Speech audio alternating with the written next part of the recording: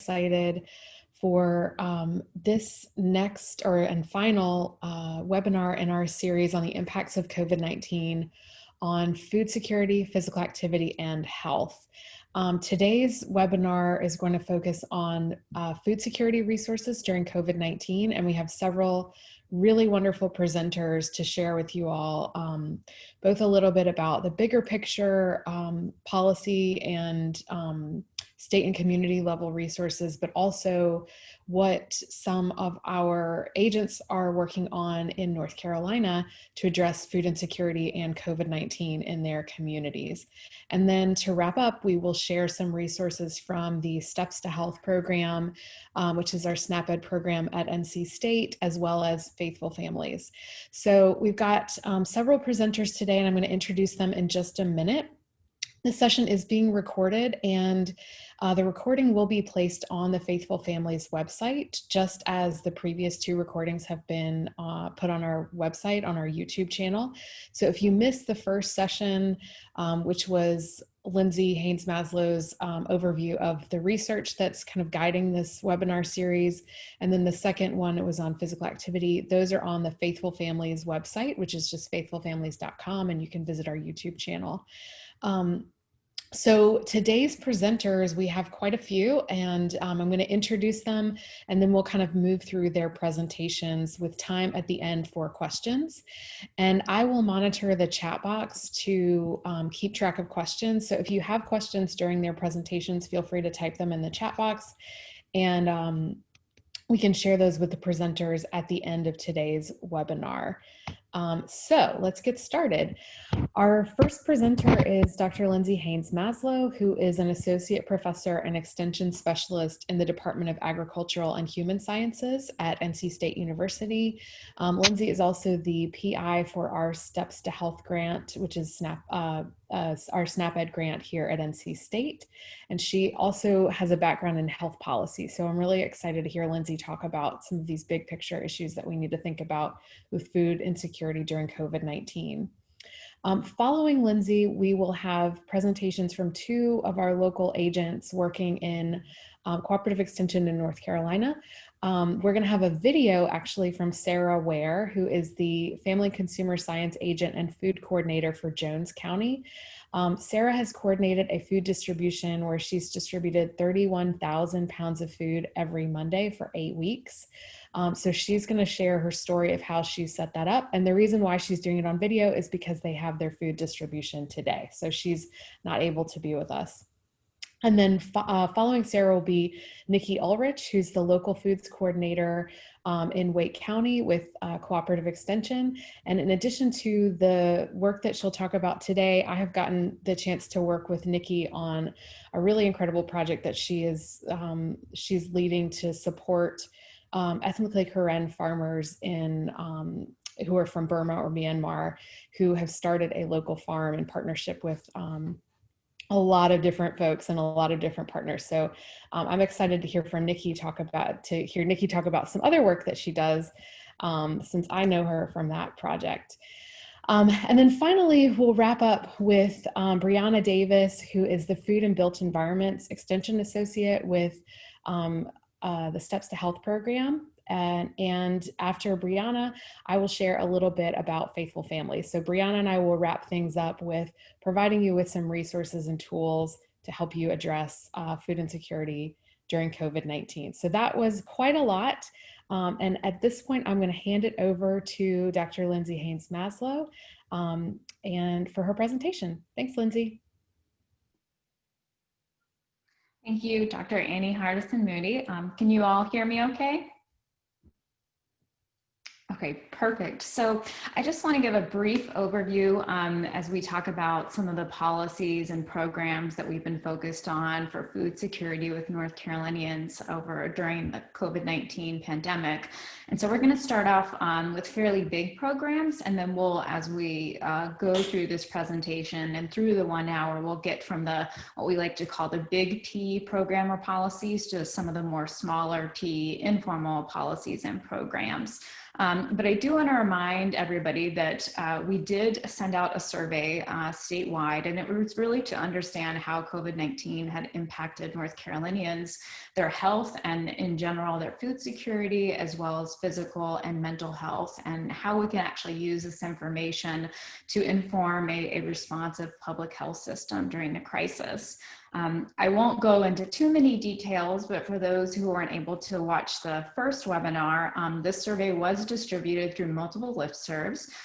So it was a live survey from May 5th through June 12th. So people had the opportunity to take it online via Qualtrics. And we had 407 participants respond. And you can see across the state of North Carolina, that's where we had representation. So if you see a dot, that means that there was one or multiple individuals from that zip code that responded to the survey. And one of the questions I want to highlight before we dive into some policy updates are when we asked participants what types of resources about food would be the most helpful for them, the number one, and we told people they could select as many as they could apply, and 126 people said that they would appreciate centralized information about food availability in my area.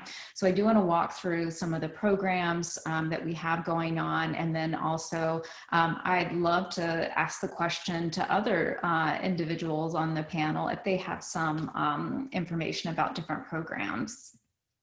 So first off, I'll talk about our federal food security resources, and this is going to be focusing on SNAP and WIC, and I'll be fairly brief. For the Supplemental Nutrition Assistance Program, SNAP, so formerly known as food stamps, we had multiple flexibilities and waivers that were implemented in our state. We had the SNAP online purchasing pilot, so that now means that even after the pandemic ends, SNAP recipients can purchase foods from Amazon and Walmart, and there are additional retailers that are available to apply for this program, but until they're approved vendors, SNAP recipients can only shop at those two stores. We also had some SNAP emergency benefits that had increased the amount of money people got per month on their SNAP card. That has ended, as well as the pandemic electronic benefits, so the PEBT. And this program was really providing children who were receiving free and reduced price lunch at school with free meals to help the families while schools were closed during COVID-19. I have an asterisk, and I know it's kind of small and it's hard to see, but the SNAP emergency benefits, as well as a lot of the flexibilities with school programs and feeding programs, these are all set to expire unless another COVID-19 stimulus package includes them. So this is currently being discussed on Capitol Hill, probably as we speak, but that is, please stay tuned, and we'll hope that we can make sure that we've got federal policy coming down the pipeline that will support folks that really need food during this time. I also want to highlight the special supplemental nutrition program for women, infants, and children, and this is the WIC program. And our state gave wonderful flexibilities. We let WIC recipients, usually they're required to attend in-person WIC clinic appointments. So that means the mom usually comes into a clinic and talks with either a dietitian or a healthcare provider. And once they do that, they receive monthly food benefits. Now, what we did during COVID-19 is that requirement for attending an in-person clinic appointment was not required to receive monthly food benefits. However, I do want to highlight, and this is something that our state WIC office is really trying to get information out about, around 250,000 people who received WIC in North Carolina during the month of June. More than 130,000 did not utilize their full food benefits. So that means we are actually leaving money on the table. So if you work with any type of clientele, populations, organizations that serve a lot of WIC participants, please let them know to be checking their e-WIC, where they have an app. You can monitor how much is left on your WIC card. Also, this is important, unlike SNAP, WIC does not roll over. So any balance that is not spent by the end of the month or by the end of the time the person receives their benefits, they're going to lose that money. So again, really focusing on making sure that people have real-time access to how much money they have on their WIC benefit card. And also, if there is a necessary appointment, WIC clinics are open and are ready to serve any parent that needs, any parent or child that needs some assistance. So if you have any more questions about this, we've been sending out a lot of updates on listservs and trying to get the word out. Again, if you want a flyer or more information, we can send that out and you can just email me.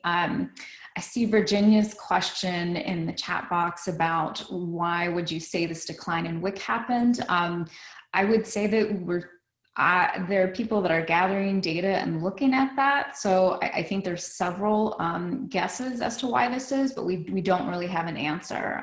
But I think there might be some folks on the call from WIC. So if we have time at the end of the seminar, we can see if they'd be willing to share some of their preliminary thoughts. But that is a great question. And again, make sure that you are encouraging WIC moms and families to use their benefits, check their benefits. So focusing a little bit more on state, so we just focused on the federal level. At the state level, we do have several food security resources that have arisen because of COVID-19. The first I'm going to share is the fact that one, we have 7 Feeding America food banks that serve North Carolina. You'll see that I put their logos up there. I didn't put their locations, but you can tell by their names that we've got them all over the state. We have the Interfaith Food Shuttle, the Food Bank of the Albemarle, Second Harvest Food Bank has 3 different areas that they serve, as well as Manna Food Bank and the Food Bank of Central and Eastern North Carolina. So they have been working tirelessly and definitely around the clock to try to make sure that food is getting out to food pantries and other organizations and individuals that need food during this moment.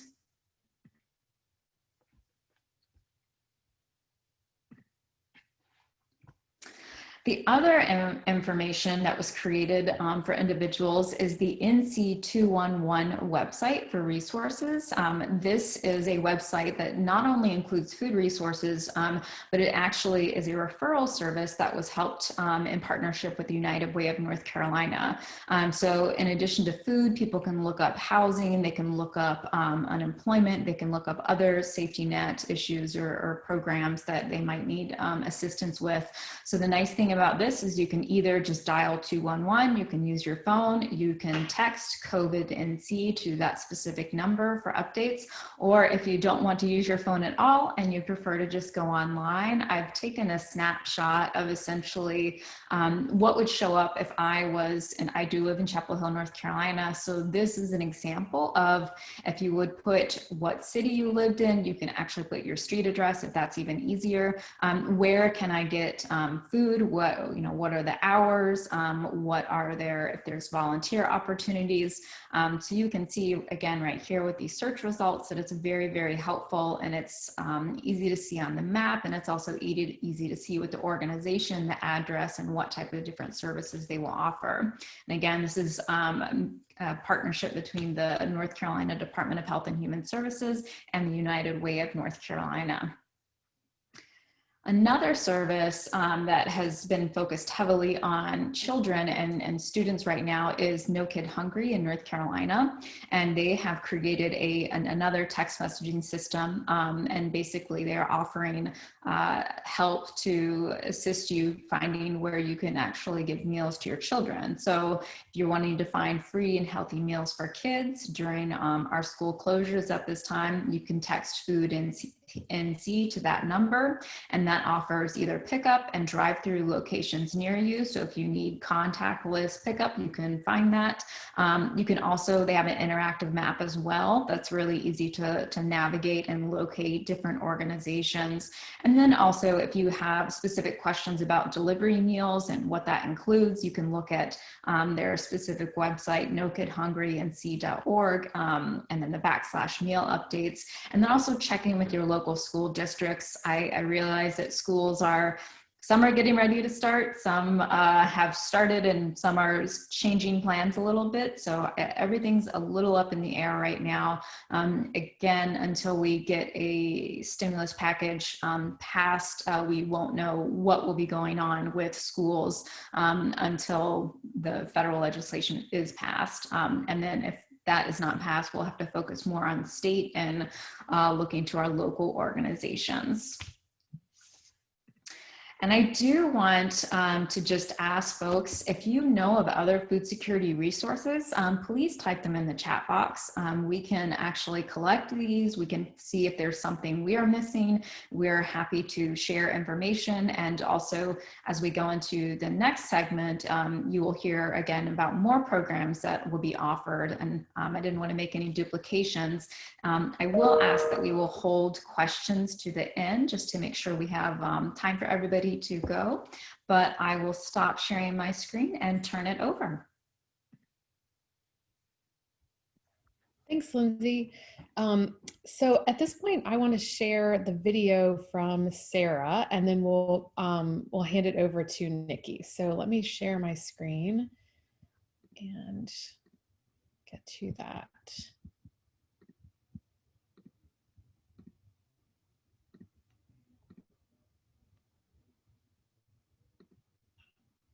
Hello, everyone. My name is Sarah Ware, and I am the food coordinator for Jones County. So first, can y'all hear that okay? Yes? Yes, I can hear it. Thank you. I'm an FCS agent for Jones and Onslow County, and I was on a FCS weekly check-in. I guess it was every other week. Either way, it was one of our check-ins, and Mike Yoder got on the call and asked us, this was at the beginning of COVID, asked us to reach out to our emergency services department and see if they had a food coordinator. I assume that with COVID happening, they wanted to go ahead and make sure that each county had a food coordinator in general. And so when he asked that, I contacted our emergency management services, and they did not have one at the time. I told them that I was an FCS agent with North Carolina Cooperative Extension, and that I would be glad to step up to the occasion if they so desired. And it turns out they did. They called me maybe about a week later. There were about 4 people on the call, and we did a phone interview, and they gave me the position. This is extra work. It's volunteer work. It's part of the job. It's not, I don't get paid anymore. It's not any different hours, but it's just another title to tack on. I was excited about this because I like food. I like to grow food, and I was a new agent. I started in October of 2019, pregnant. So I worked 1 or 2 months, and then I went on maternity leave for 3 months. And when I came back, COVID happened. And so I was still a new agent and still learning the ins and outs. And especially in my community, I feel like taking this position would help strengthen or gain new relationships with the people of my community. So how did my food distribution happen? I'm on a weekly food coordinator call with a food coordinator from each county in North Carolina, and we meet every single week and discuss what we've been doing. And one day I get a call from an organization called Baptists on Mission, and it turns out Carolyn Farmer had name dropped me and said, hey, maybe Sarah Ware would be interested in receiving 31,000 pounds of food every week for 8 weeks. Give her a call. When I received this call, I was extremely excited, nervous, scared. I'm thinking 1,300 boxes of produce. That is scary. It's scary to think that I could distribute it all to the residents of Jones County.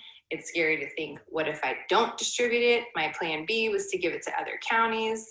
And then the plan C, I guess, would, if it was rotting and going bad, that I would have to feed it to livestock or pigs, or I don't know. I was just terrified.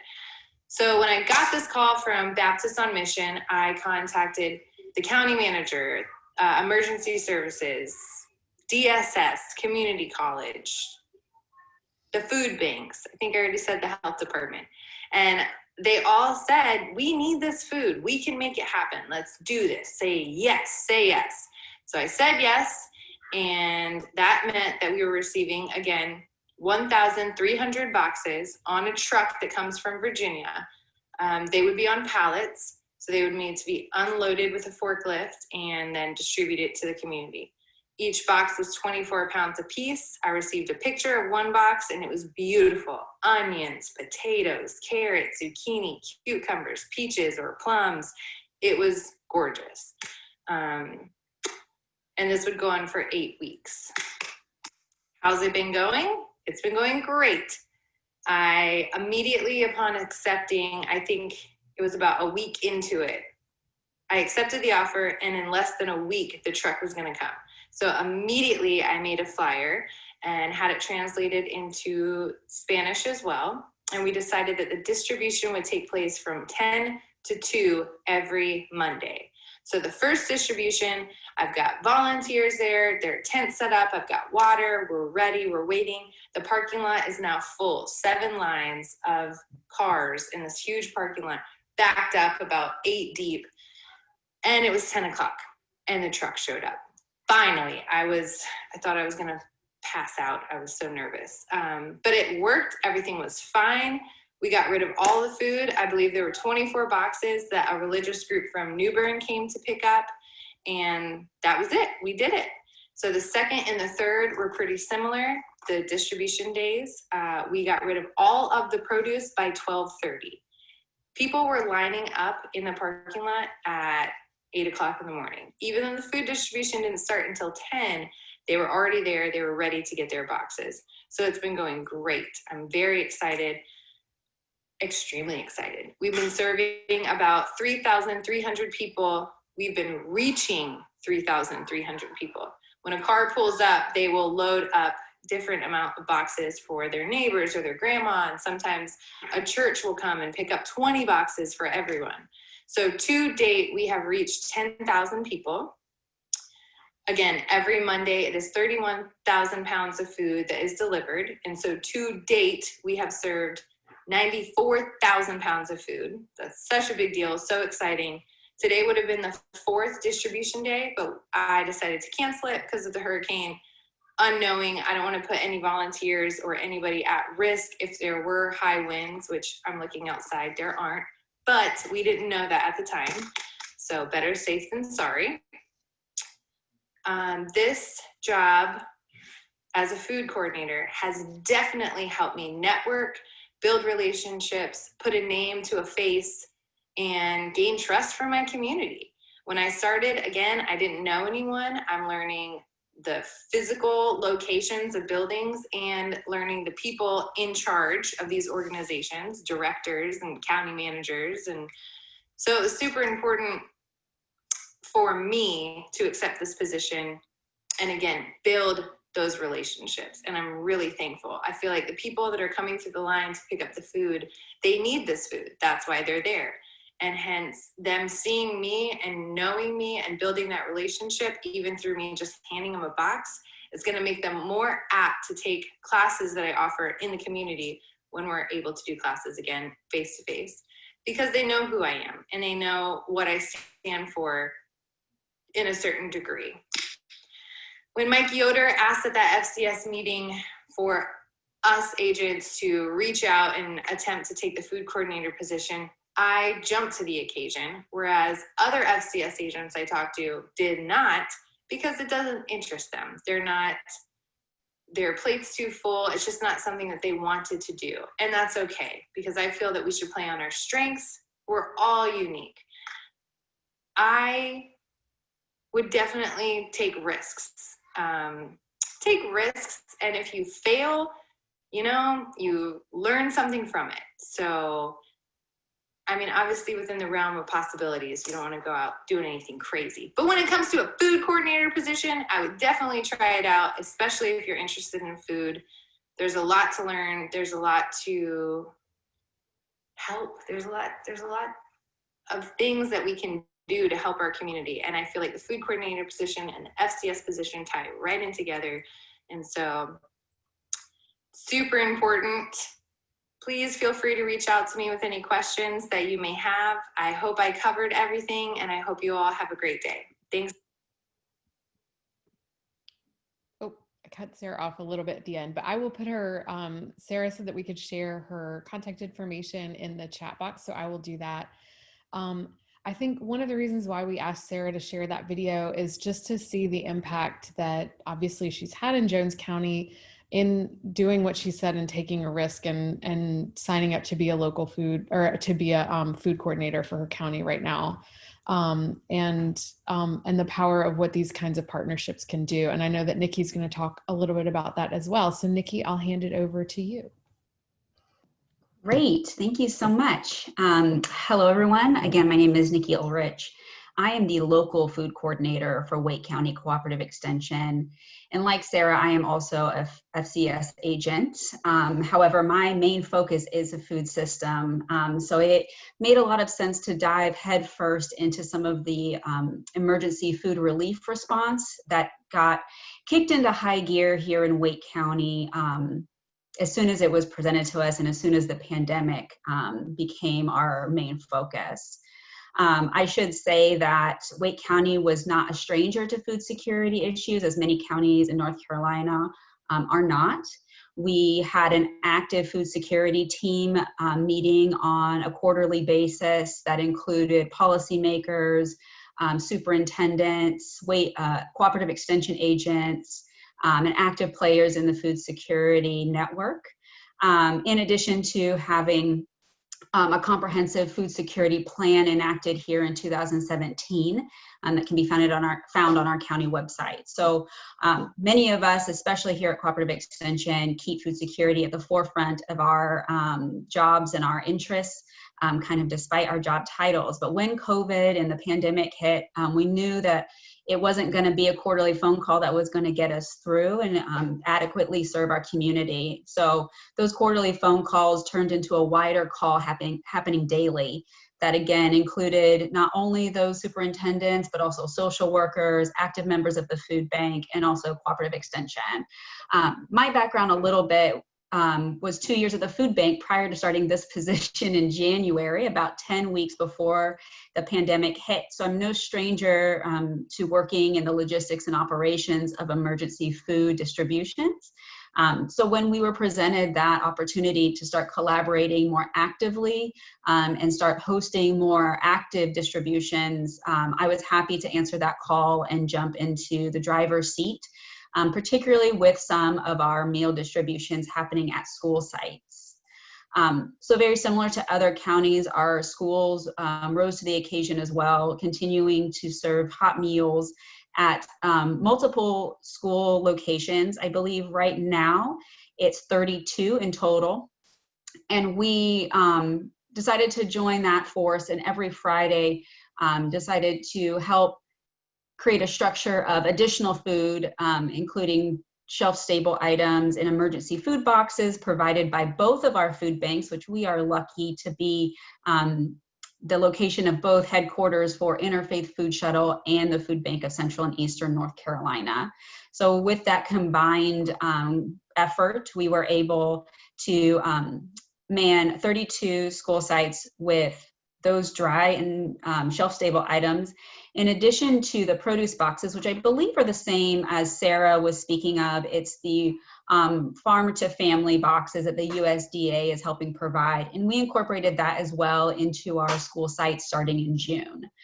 That's where I played the biggest role, helping coordinate between the food banks and those school sites, which included volunteer recruitment and logistics, to ensure that we could get the food on site and distributed safely, both from a food safety standpoint, but also a COVID safety standpoint. We added on, as time went, an additional day, a Thursday distribution to help families who had previously been involved with the Backpack Buddies program and help distribute more food on a Thursday distribution. So we expanded our efforts from March to date to have 2 days of distributions, this time only at about 4 sites, again, at school during the lunchtime hours.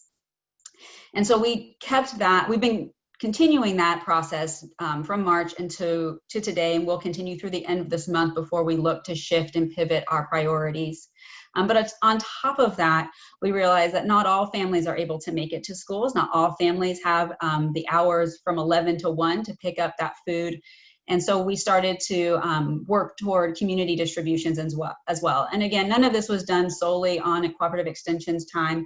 It was a collaboration with other nonprofit organizations, including the YMCA, Overflowing Hands, to name just a few, to go into communities and distribute food, whether it be produce boxes or shelf-stable items.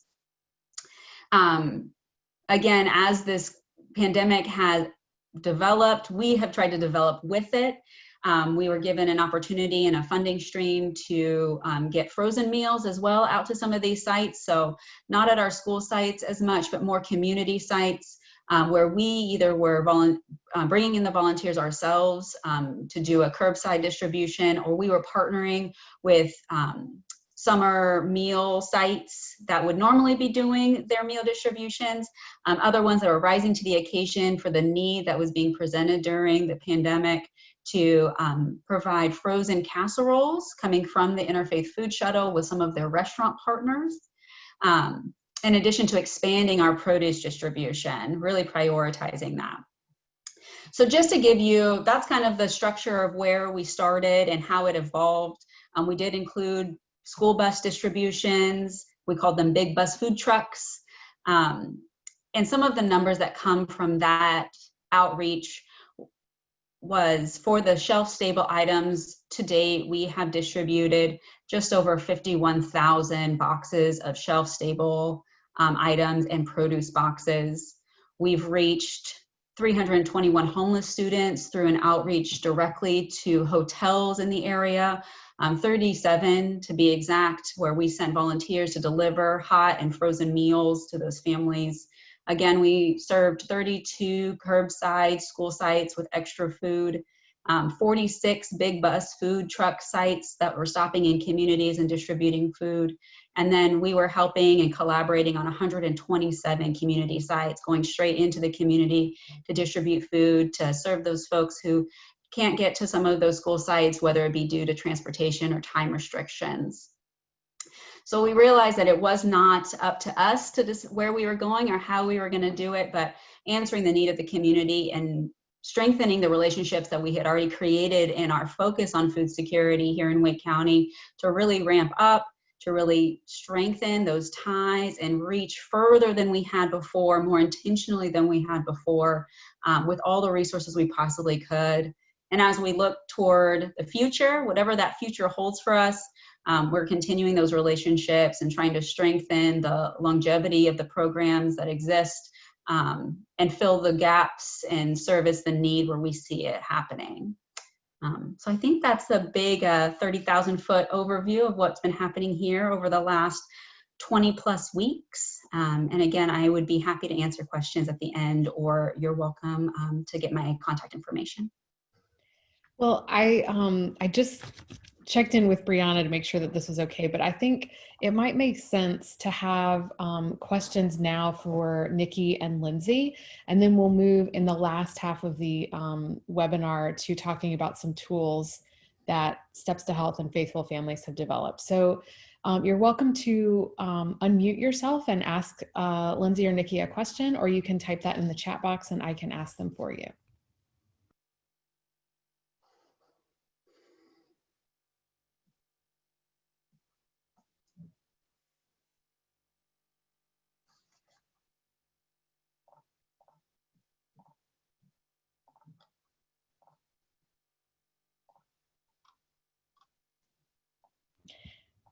We have a couple of minutes. Would anyone else like to share work that you've been doing related to food distribution and or food insecurity during COVID-19? Okay, Dara has a question. How do you keep volunteers safe during distribution, Nikki? That is a great question. Something that we became very familiar with early, obviously, with keeping food safety in mind during curbside distributions. We added a layer of safety trainings that encouraged what we called no contact distribution. So we did work with the school sites who were also practicing a no contact distribution of the lunchtime meals, which included tables and tape, requesting folks to get out of their cars to grab whatever they needed, whether it be a dry shelf-stable box or a produce box or both. Again, keeping in mind some folks can't get out of their car, and prioritizing putting boxes in trunks versus inside the cab of the car. We supplied as much PPE as possible, including reusable face coverings. Our school system was very generous with letting us utilize some of their plastic gloves when needed. So we tried to do as much education as possible around social distancing, excuse me, and then supplied as much PPE as possible. And then another question related, I think this is for probably both Nikki and Sarah, but Sarah can't answer. So Nikki, if you all are reaching a lot of people, are you counting, do you see people coming back regularly each week, or is that kind of one contact with a person? And how are you keeping track of that? Yeah, that's a great question. I think data is the big elephant in the room when you're doing large distributions of food, and how do we collect? During the pandemic, there was no screening, no how food insecure are you type of information gathered, because this was everyone's crisis, right? So it's different at each site. Community sites, if we're showing up in their apartment complex, it may be somebody who's receiving food each and every week. At school sites, it's a little harder to gauge whether they're coming every week or every other week. Schools were not taking names or limiting to only their students. So there was a lot of liberty, and I think rightfully so, as this again was everyone's crisis. Moving forward, pending on FDA rules and USDA rules and school system rules, there may be changes to that process, but we did our best to count distribution of boxes and distribution of meals, but not necessarily how many unique people we were serving. That makes a lot of sense. Did someone else have a question? I saw someone came off mute for a minute.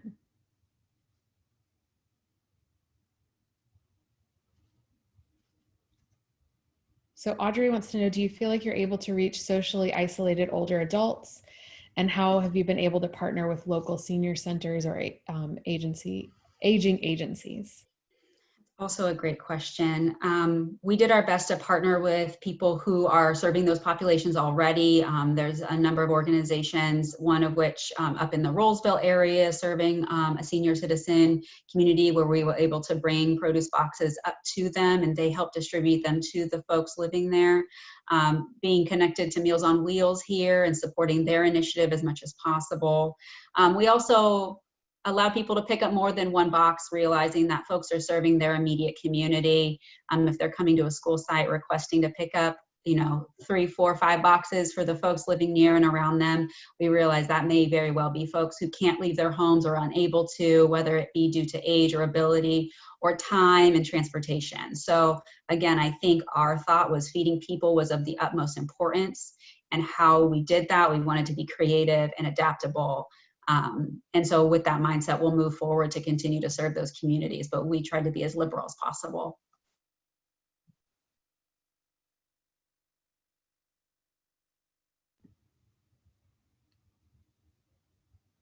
All right, well, if we don't have any other questions, Breyana, I'm going to turn it over to you to talk a little bit about steps to health resources and tools that you've been working on that can support communities in addressing food insecurity and access during COVID-19. Thank you, Annie. Okay, so I'm going to share my screen.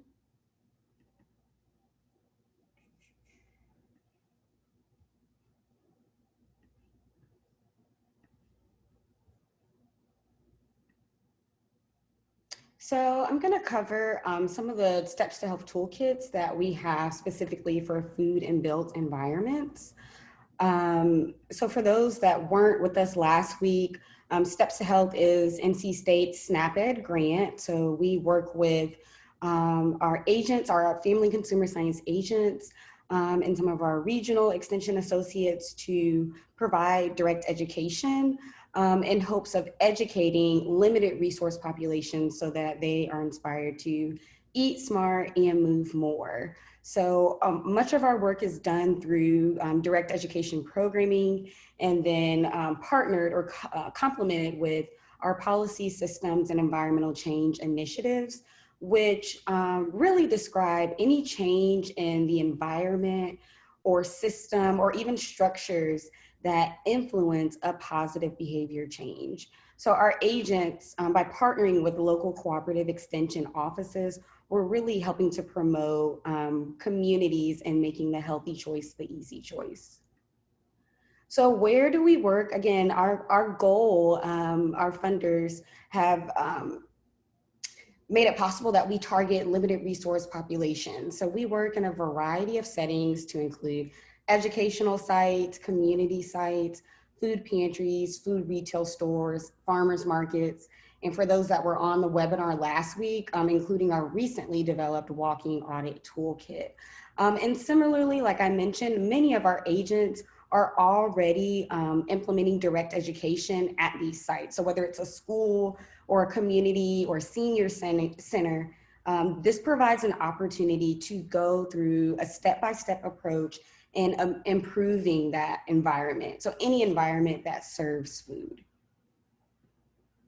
So what does this look like? So all of our toolkits are formatted in a very process-oriented way. So it starts again with partnership. And so as you heard from Nikki and even Sarah, partnership is the key to successful, sustainable initiatives, especially as it relates to changing or influencing a positive health outcomes in an environment. So many times our educators are working with schools, whether it's wellness communities, you're working with champions, maybe you're working with the volunteers at the food pantry site, or maybe you're working with some community partners where you're, again, providing direct education. Similarly, we have the resource guide. So the resource guide is a step-by-step how to approach. These are evidence-based resources that we're providing to not only the agent to train their partners, but to gauge how to make successful policy systems and environmental change initiatives. So of course we start with an assessment. We start with the baseline assessment, which is pretty much an audit.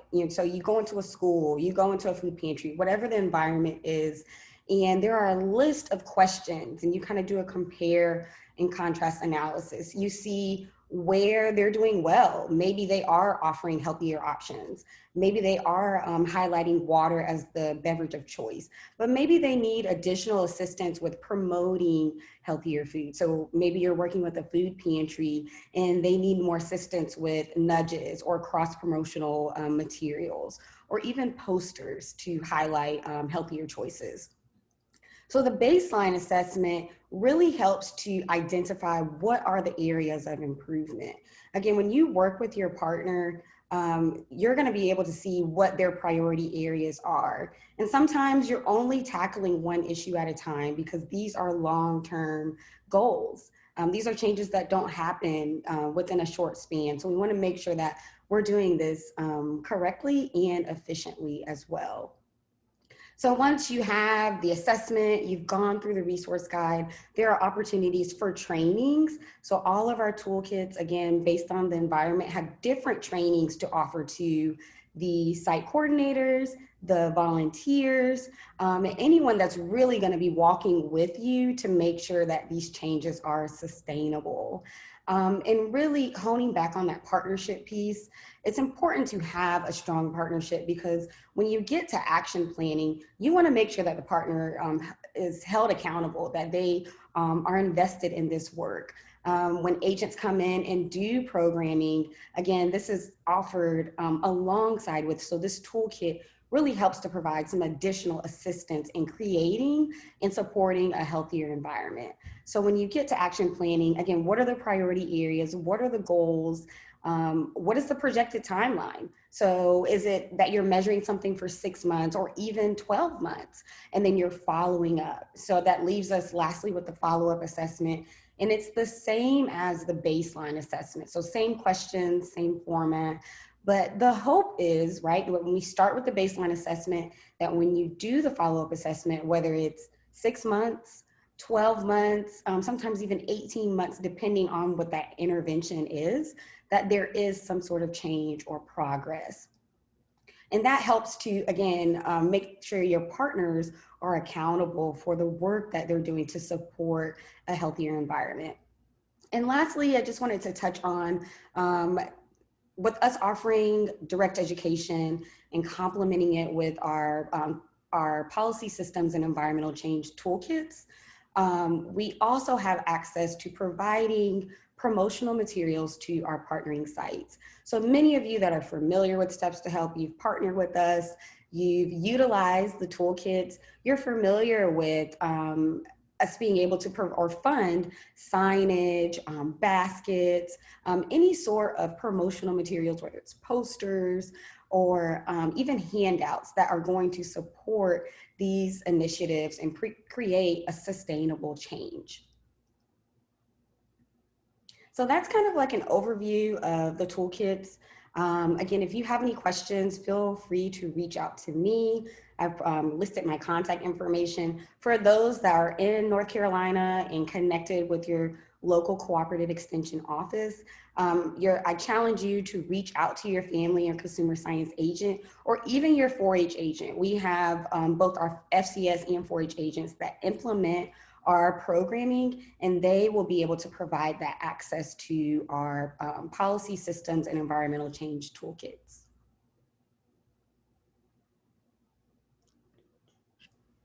So Annie, I will bring it back to you. Thanks, Breyana. So that was a really excellent overview of all of the tools that Steps to Health has been working on and that are available through our extension offices in North Carolina. I wanted to share a few resources that are available through the Faithful Families program. And one of the things that we've been talking a lot about through Faithful Families with our national and local facilitators is that it sort of follows up on what Nikki and Sarah were sharing earlier, that now your work has shifted to really providing support to the religious communities and organizations that you work with. And a lot of that support might, it might be helping them to think about what their needs are, and their needs might not be directly connected to the work that you had been doing with them before. So let's say maybe before you'd been working on physical activity and kind of neighborhood accessibility. But with the pandemic, things might have shifted and their priorities are more related to food access or maybe mental health and trauma.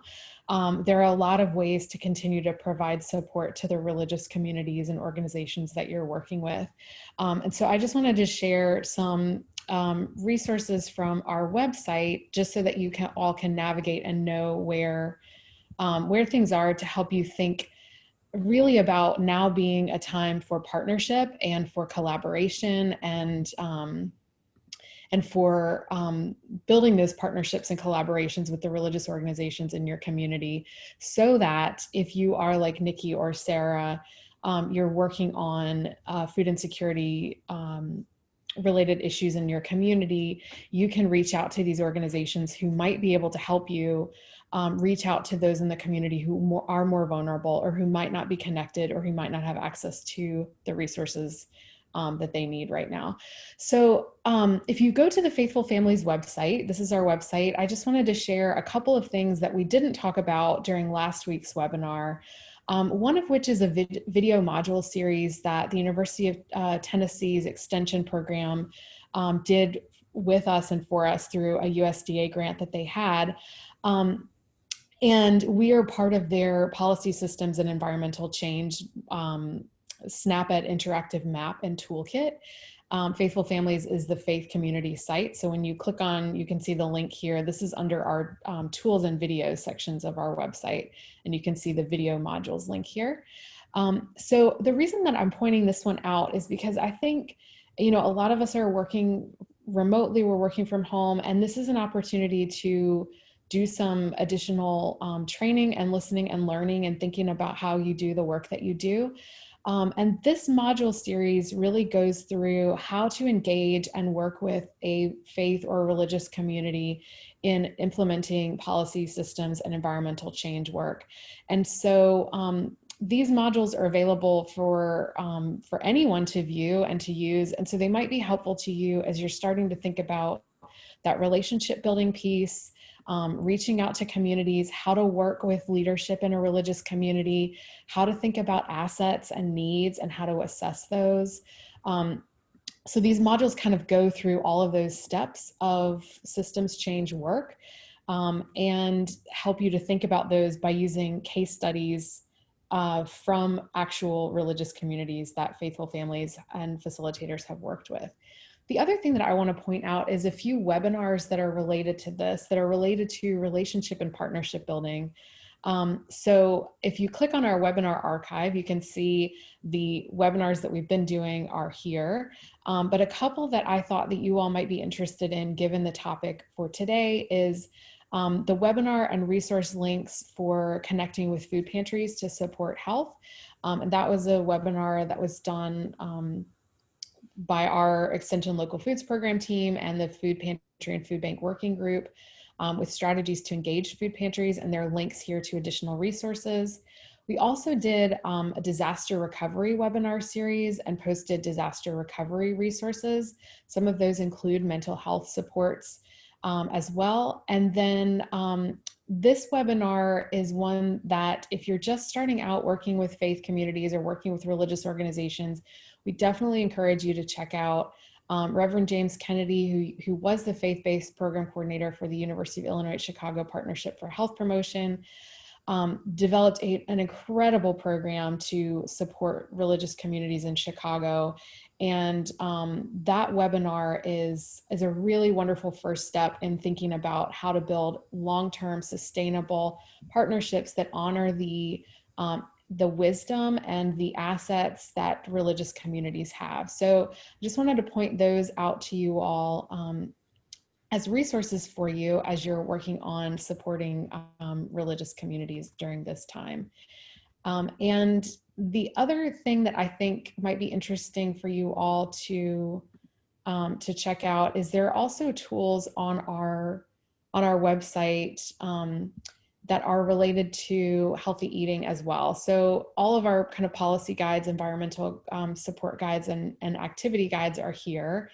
And then the last thing that I wanted to point out is on our main page, we talked about the virtual walking challenge last time. We have a Faith in COVID-19 list of helpful resources. We've been trying to coordinate and bring together lots of different resources that relate to supporting religious organizations during COVID-19. And so you can see links to these resources here on our website. So again, the resources related to mental health, caregiving, community and social distancing. So a lot of the things that Sarah and Nikki really talked about with their work is how to build community, how to think about the work that that you're doing to build these partnerships. And so we've tried to pull those together on our website. So I wanted to give you all a sense of what's available there. And I will stop here, and we have a few minutes left for questions. Hey, Annie, we do have the state WIC director on the phone, Marianne Burkhardt, and I want to let her answer the question. So hold on one second and let me unmute her.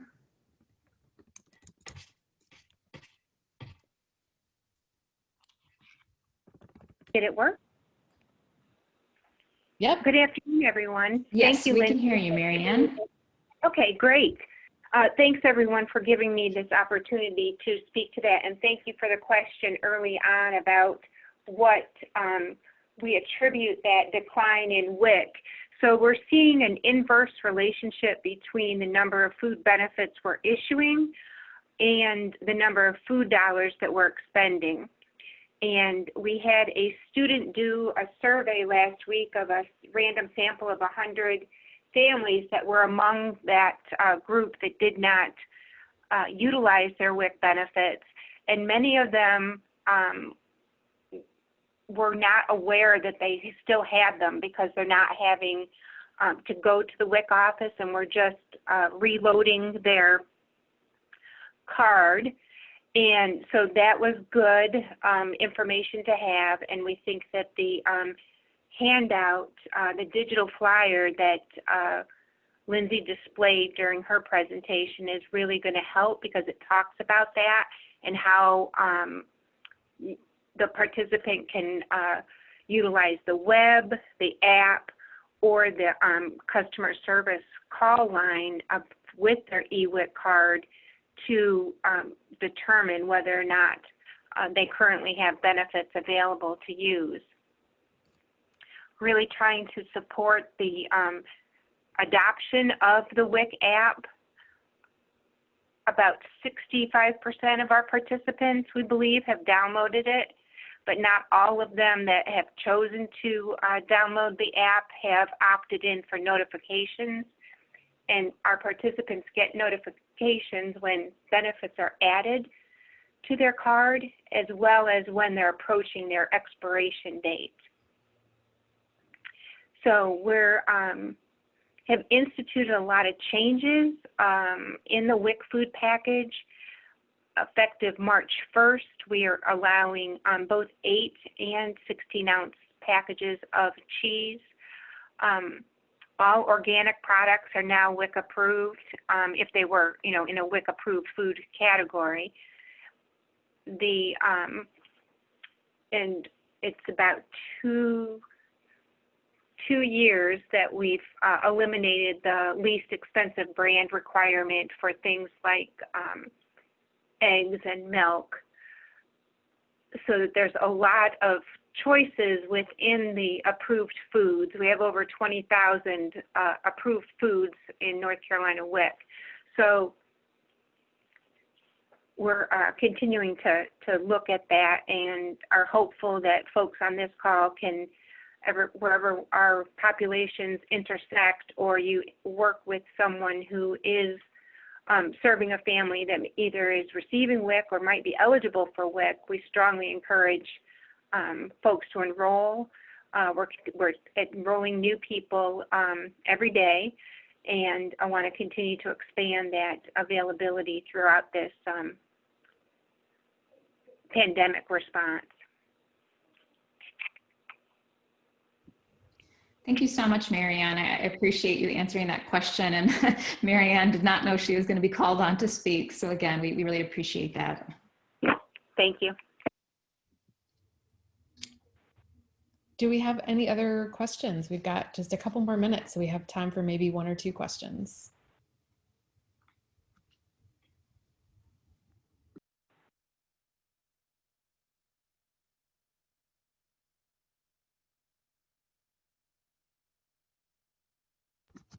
All right. Well, I will wrap this up, and I just say thank you to all of our presenters.